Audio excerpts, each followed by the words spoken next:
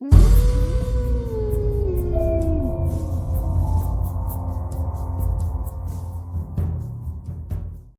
कहानी की लेखिका है सोनिया सैनी। आधी रात का समय था।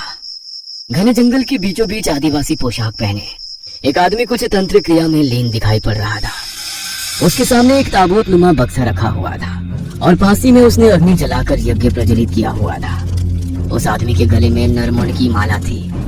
किसी अजीब सी भाषा में मंत्र पढ़ते हुए वो बार बार एक मुट्ठी सामग्री उस यज्ञ को समर्पित करता। ये सब इतना खौफनाक था कि किसी की भी रूह को कपा देने के लिए काफी था। अपनी तंत्र क्रिया के अंत में उसने एक पशु की बलि दी और उसके रक्त से ताबूत को स्नान करा दिया। तभी अचानक आसपास एक हलचल सी हुई और तेज आंधी का बवंडर उठने लगा। आसपास के जंगलों के सियारे एक सुर में रोने लगते हैं और आसमान में एक जोरदार बिजली कड़कती है। उसके साथ ही वो तंत्र करता हुआ आदमी उठकर जोर जोर से हंसने लगता है। रात के तकरीबन 8 बजे का समय था।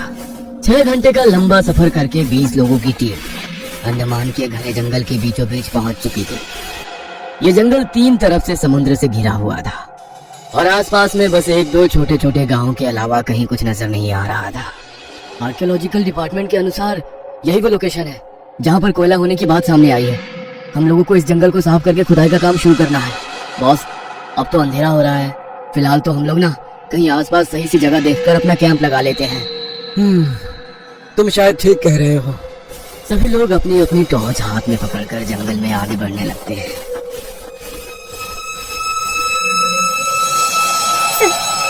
मैंने अभी 2 लाल लाल चमकती हुई आंखें देखी। यहाँ कुछ है। अरे जंगली जानवर होंगे और क्या। ऐसा करते हैं, अपनी बस में ही वापस चलते हैं और उसी में रात बिताते हैं। जंगल में दिन छिपे घूमना मुझे सेफ नहीं लग रहा है। मुझे भी अभी अभी किसी के दौड़ने की आवाज सुनाई दी है। ऐसा लगता है कोई जरूर है हमारे आसपास। बॉस की बात सुनकर सभी लोग वापस अपनी बस की तरफ जाने लगते हैं। पहली रात पूरी टीम ने बस में ही बिताई थी। अगले दिन सुबह 5 बजे सूरज की किरण पड़ते ही सभी लोग बस से बाहर आते हैं। ठीक है, फ्रेश होने के बाद काम स्टार्ट करते हैं। आसपास के एरिया में कोई लेबर मिलेगा क्या? काम थोड़ा जल्दी खत्म हो जाएगा। 1-2 गांव है तो आसपास, लेकिन कोई भी यहाँ काम करने को तैयार नहीं है। कहते हैं सालों पहले इस जंगल में कोई आदिवासी समूह रहा करते थे, लेकिन पता नहीं क्यों रातों रात उन लोगों ने भी इस जंगल को छोड़ दिया। वो लोग क्यों, कहाँ गए, कोई नहीं जानता। वे लोग बातें करते हुए जंगल में आगे बढ़ रहे थे। तभी उनकी नजर एक पेड़ पर पड़ती है। सर, वो पेड़ देखिए, कुछ अजीब नहीं लग रहा आप लोगों को? ओह माय गॉड, ये तो बहुत अजीब चीज है। ऐसा लगता है ट्री ना होकर किसी का फेस हो। जैसे जैसे वो जंगल में आगे बढ़े जा रहे थे, उनका सामना कुछ अजीबोगरीब और खौफनाक चीजों से हो रहा था। किसी पेड़ पर उन्हें कपड़े की गुड़िया लटकती हुई दिख जाती, तो कहीं पर कोई मानव खोपड़ी। कहीं पेड़ों पर कुछ अजीब से साइन बने थे जिनका मतलब वो लोग समझ नहीं पा रहे थे। धीरे धीरे पेड़ों की कटाई का काम शुरू होता है। अचानक ही उन्हें घने पेड़ों से ढका हुआ एक टूटा फूटा सा मंदिर दिखाई देता है। जरूर यहीं कहीं आस-पास ही पहले कोई रहता होगा, तभी उन लोगों ने ये मंत्र बनवाया होगा। लेकिन मैं ये सोचकर परेशान हूँ कि आखिर वो लोग क्यों चले गए, क्योंकि मैंने सुना है कि आदिवासी लोग अपना जमीन और जंगल कभी इतनी आसानी से नहीं छोड़ते हैं। अरे हमको क्या करना है यार, हमको आदिवासियों पर रिसर्च थोड़ी ना करनी है। इसको भी तोड़वाओ जल्दी और खुदाई का काम भी चालू करवा दो। मंदिर तोड़ने के बाद अब खुदाई का काम भी शुरू हो गया था। जैसे ही मजदूर मंदिर को खोदना शुरू करते हैं, लगभग 25 फीट के बाद नीचे उन्हें एक बक्से जैसा महसूस होता है। साहब, कुछ है नीचे। निकालो, देखे क्या है। उत्सुकतावश मजदूर बक्से को बाहर निकालते हैं। सर, बक्से पर ये देखिए क्या है। किसी ने लोहे की चैन से इसे लपेटा हुआ है। क्या कहते हैं, काट दे ये चैन? इतना ही नहीं, ये देखिए कुछ अजीब अजीब से चित्र भी बने हुए हैं इस बक्से के ऊपर। भाई, मैं तो पहले ही बता रहा हूँ, इसके अंदर से अगर खजाना बजाना निकला तो उसमें मेरा भी हिस्सा होगा। हाँ। अविनाश की बात सुनकर वहाँ खड़े सभी लोग मुस्कुरा देते हैं। लोहे की चैन को काटने के लिए जैसे ही उस पर हथौड़े से वार किया जाता है, जंगल के जंगली जानवर जैसे कुत्ते, गीदड़ और सियार एक साथ भयानक आवाज में रोने लगते हैं। अब तक सर पर चमकता सूरज जैसे घबराकर बादलों की ओट में छिप जाता है और दिन में ही अंधकार सा छाने लगता है। उल्लुओं का एक झुंड अचानक से आसमान में उड़ता है और पूरे आसमान पर छा जाता है। ये क्या हो रहा है सर? ये सब बहुत मिस्टीरियस नहीं होता जा रहा है? एक तो वैसे ही हम जंगल के बीचों बीच खड़े हैं और ऊपर से ये सब जो हो रहा है ना, मुझे तो बहुत घबराहट सी हो रही है। विक्की का इतना कहना ही था कि अगली हथौड़ी की चोट उस जंजीर को काट देती है। जंजीर हटाकर जैसे ही उस बक्से को खोला जाता है, उन्हें वहां जो दिखाई देता है उससे सबके होश उड़ जाते हैं। ओह माय गॉड, ये क्या है? हमें शायद ये बॉक्स खोलना ही नहीं चाहिए था। बॉक्स के अंदर जो कुछ भी था वो विक्की, शैली, बॉस, रोशनी और अविनाश के होश उड़ाने के लिए काफी था। उन पांचों की चीख उस खुले हुए बॉक्स को देखकर जैसे गले में ही अटक गई थी। अरे बंद करो इसे, वापस वही कर दो। पता नहीं क्या है ये। सर, इस तरह से सिर काटकर कोई किसी को जमीन की इतनी गहराई में क्यों दफनाएगा? मुझे ये सब समझ में नहीं आ रहा है।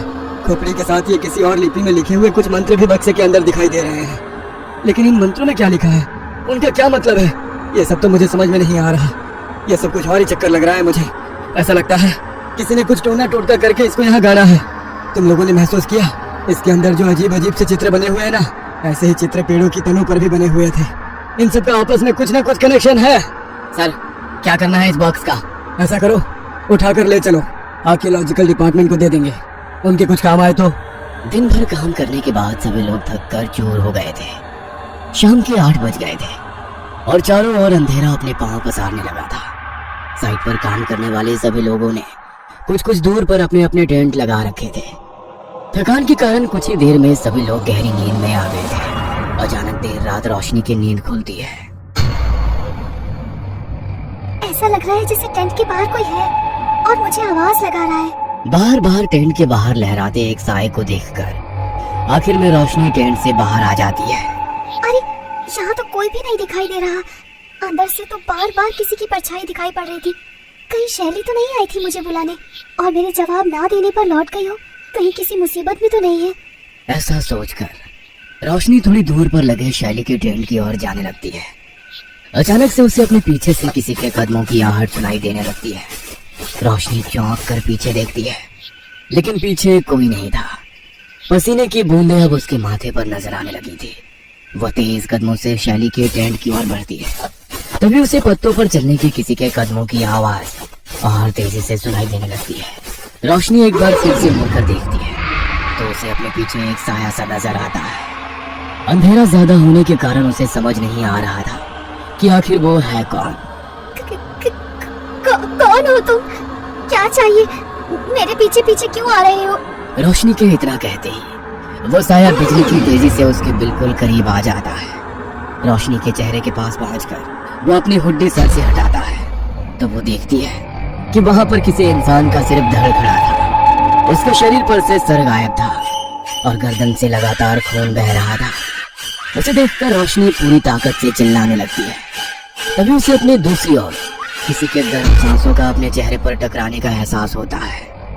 रोशनी चौंक कर पलट कर देखती है तो दूसरी ओर हवा में एक खौफनाक सर लहरा रहा था। बिना धड़ का सिर हवा में तैरते हुए इतना भयानक लग रहा था कि उसे देखकर रोशनी का खून ही जम गया था। इससे पहले कि रोशनी कुछ भी समझ पाती, एक लंबा सा हाथ उसके सीने के आर पार हो जाता है।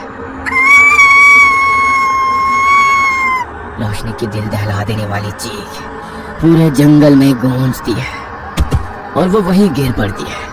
अगले ही पल पेड़ की लंबी जटाएं उसके पैरों में उलझती है और वो एक ऊंचे पेड़ पर उल्टी लटक जाती है। रोशनी की चीख इतनी खौफनाक थी कि लगभग सभी उस चीख को सुनकर अपने अपने टेंट से बाहर आ गए थे। ये किसके चीखने की आवाज थी? कुछ तो बहुत खतरनाक हुआ है अभी अभी। सब अपने आसपास देखो, सब लोग सही सलामत है ना? हम में से कोई मिसिंग तो नहीं है? सर, रोशनी नहीं है। सब लोग टॉर्च लेकर ग्रुप में अलग अलग दिशाओं में जाओ। हम जल्दी ही रोशनी को ढूंढ लेंगे, कुछ नहीं होने देंगे उसे। 3-3 लोगों के ग्रुप में सभी रोशनी को ढूंढने निकल पड़ते हैं। अचानक ही एक पेड़ पर से कुछ टपकता हुआ विक्की के ऊपर गिरता है। विक्की टॉर्च से पेड़ के ऊपर देखता है तो उसकी चीख निकल जाती है। रोशनी पेड़ की शाखा से उल्टी लटकी हुई थी और उसके शरीर से खून ऊपर से टपक कर नीचे गिर रहा था। रोशनी की मौत से पूरी टीम गहरे सदमे में थी। अब तो कोई भी अपने टेंट में वापस जाने को तैयार ही नहीं था। किसी तरह आग के आसपास बैठकर रात बिताने के बाद अगली सुबह सभी के लिए बहुत तकलीफदेह थी। हम लोग इधर नहीं रुकेंगे सर। जॉब जाती है तो जाए, क्या फायदा ऐसी जॉब का? हमारी सिक्योरिटी के लिए सरकार ने कोई इंतजाम नहीं किया है। लेकिन ये एरिया तो फॉरेस्ट टीम की तरफ से सेफ मार्क किया हुआ है। इस तरफ कोई भी खतरनाक जानवर नहीं है और कोई जानवर इस तरह मारकर उल्टा नहीं लटका सकता। ये कुछ और ही है। सभी लोग बातें कर ही रहे थे कि एक बार फिर उन्हें ऐसा लगता है जैसे कोई आसपास छिपकर उनकी बातें सुन रहा है। ए, कौन है उधर? बॉस के इतना कहते ही कोई वहां से निकलकर भागने लगता है, जिसे विक्की और अविनाश दौड़कर पकड़ लेते हैं। कौन है तू? यहाँ क्या कर रहा था? तो तूने ही रोशनी को मारा? ये तो कोई आदिवासी लग रहा है। बोलो, यहाँ क्या कर रहे थे? यह जंगल घर था हमारा, लेकिन हमें उसे छोड़ना पड़ा। 15 साल हो गए हम सब यहाँ नहीं रहते, लेकिन जब पता चला आप लोग यहाँ पर कोयला खोदने आने वाले हो तो मुझसे रहा नहीं गया और मैं देखने आया कि आप लोग ठीक तो हो ना। क्यों? हमें क्या होगा? साफ साफ बोल, ये बता, रोशनी को क्यों मारा? मैं क्यों मारूंगा उसे, लेकिन अगर सच पता चलेगा तो तुम सबके होश उड़ जाएंगे। यहाँ अगर बहुत बड़ी गलती कर दी तुमने, अब कोई नहीं बचेगा। इस जंगल में एक सरकटा रहता है, बहुत भयानक है वो, किसी को नहीं छोड़ता। हर रात रक्त से स्नान करता है। हमारा पूरा कबीला उसकी दहशत से बरसों तक जिया है। ये पेड़ों पर बने हुए चिन्ह देख रहे हो, उससे बचने के लिए ही हमने ये मंत्र तंत्र किया था। हमारे कबीले के एक तांत्रिक ने उससे बचने के लिए जो भी उपाय बताए हमने वो सब किए थे, ताकि वो हमारे आसपास ना आ सके। लेकिन फिर भी कोई ना कोई उसकी पकड़ में आ ही जाता था। उसका प्रिय शिकार होती है नरम शरीर वाली औरतें, लेकिन मैं समझना कि मर्द बच जाएंगे। हमारे कबीले में हम अपनी वन देवी की सेवा करने वाली पुजारन को भी देवी के समान पूजते हैं। एक रोज वो देवी मंदिर में पूजा कर रही थी, उनके हाथ में देवी माँ की तलवार थी। तभी उन्होंने कबीले की एक लड़की की चीख सुनी। चीख सुनकर वो भी उसी ओर दौड़ पड़ी। इससे पहले कि सरकटा उस लड़की का शिकार करता, उन्होंने तलवार से उसके शरीर पर वार कर दिया। शायद वो देवी की तलवार की शक्ति थी कि उसके वार से सरकटा का शरीर निठाल होकर एक तरफ गिर गया। उन्होंने उस सरकटे पर एक के बाद एक कई बार वार किए और उस लड़की को लेकर जल्दी से उसके माँ बाप के पास पहुँच गई। इतने में कबीले के लोग भी वहाँ जमा हो गए। इतनी आसानी से इसका अंत नहीं होगा। ये कुछ देर में फिर उठकर खड़ा हो जाएगा। इसके सर को इसके धड़ से अलग करना होगा, ताकि ये फिर से अपना शरीर वापस ना पा सके। तांत्रिक की मदद से उस दुष्ट के सर को एक मंत्र विधि के द्वारा ताबूत में बंद करके जंजीरों में जकड़कर मंदिर के नीचे दफना दिया गया और उसका धड़ अलग स्थान पर दफनाया गया। दोनों ताबूतों को मंत्रों की शक्ति से बांधा गया ताकि वह वापस बाहर ना आ सके। इतना होने के बाद भी उस सरकटे के अभिशाप से हमारे कबीले को मुक्ति नहीं मिली। पूरे कबीले में भयंकर महामारी फैल गई, लोग मरने लगे, पीने का पानी भी दूषित हो गया।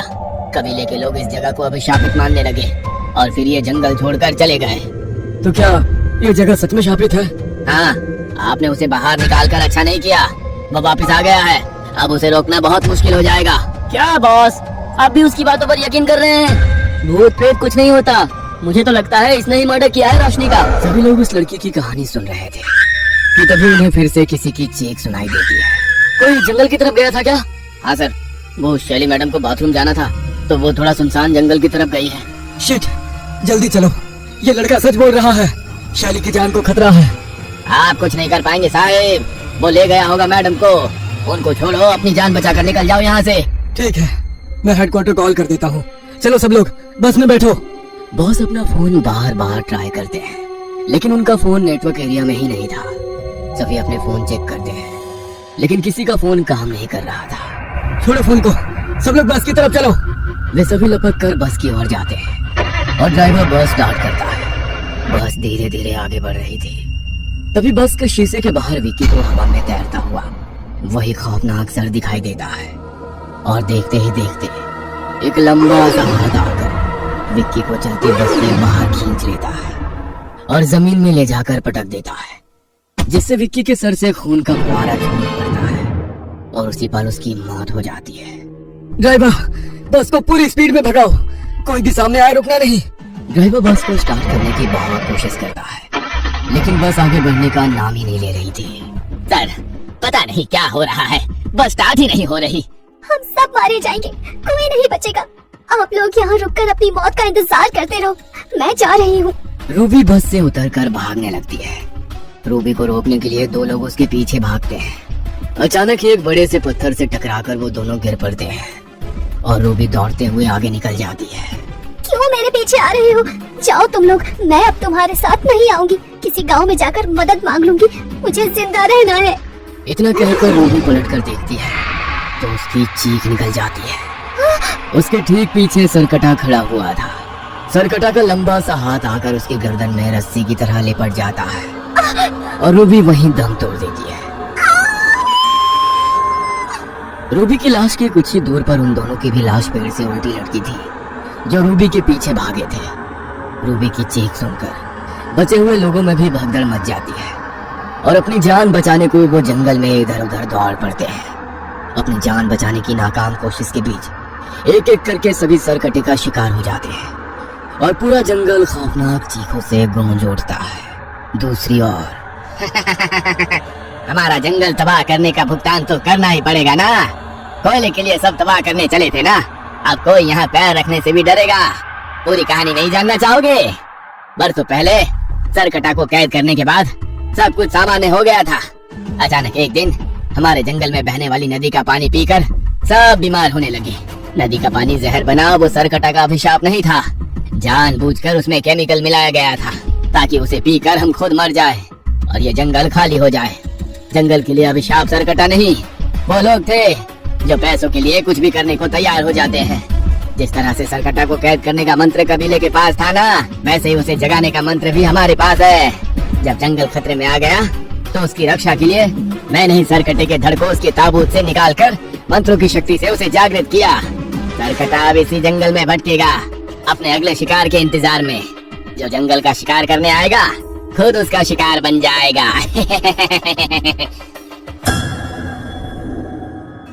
ये कहानी आपको अच्छी लगी हो तो हमें सब्सक्राइब करें, हमारा इंस्टाग्राम और फेसबुक पेज जरूर फॉलो करें। और हाँ दोस्तों, सब्सक्राइब करना भूलना मत।